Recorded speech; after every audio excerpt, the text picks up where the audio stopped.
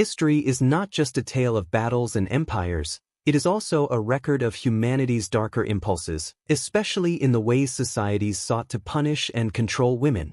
Across centuries, the brutal imagination of justice systems turned women's bodies into battlegrounds for societal norms and power.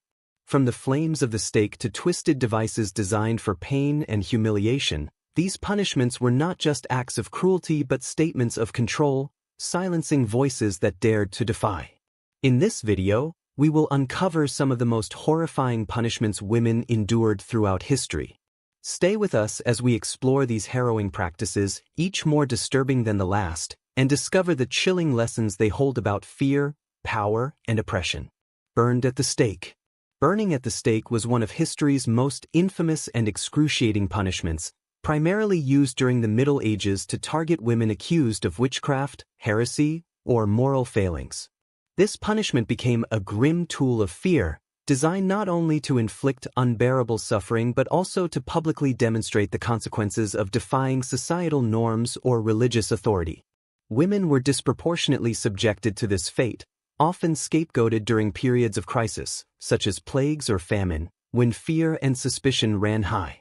The condemned were tied to a wooden stake, surrounded by flammable materials, and left to die in agonizing flames before large, jeering crowds.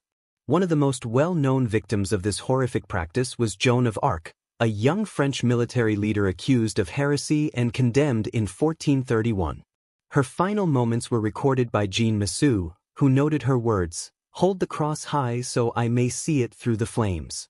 Burning at the stake was justified by authorities as a way to purify the soul or protect society from perceived evils, but in reality, it was a method of reinforcing power structures and silencing those who threatened them.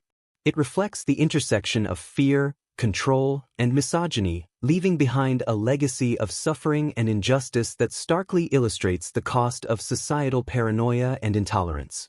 Forced to wear scold's bridles. The scold's bridle, or brank, was a cruel device used in early modern England and Scotland to silence women accused of being quarrelsome, gossiping, or defiant. This iron contraption encased the head, with a sharp metal plate forced into the mouth to suppress speech, often causing pain and injury. Women subjected to this punishment were not just silenced, they were publicly humiliated. Many bridles were adorned with devil horns or animal features to further ridicule the wearer, making them objects of public mockery as they were paraded through towns. Historian William Harrison described the device in his description of England as a tool to correct unruly tongues, reflecting a broader societal effort to enforce silence and submission. The bridle's design aimed to break the spirit as much as the body, punishment used in medieval England and colonial America, targeting women accused of being scolds, witches, or immoral.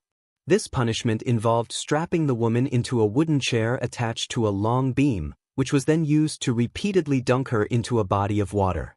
Far from a mere correctional method, it served as a public spectacle of humiliation and control.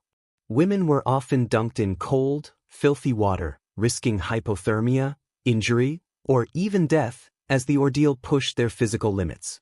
Symbolically, the punishment mirrored ancient trial by water rituals, where floating signified guilt and sinking innocence, a grim paradox that often led to fatal outcomes. Crowds would gather to jeer and mock, adding a layer of public shame to the already torturous process. The ducking stool was not just a physical punishment, ripper torture. The breast ripper, also known as the iron spider, was one of the most gruesome and targeted punishments inflicted on women during the medieval and early modern periods. This brutal device was specifically designed to mutilate women, primarily those accused of adultery, blasphemy, or witchcraft. The tool consisted of sharp metal claws that were either heated or used cold to tear the victim's breasts.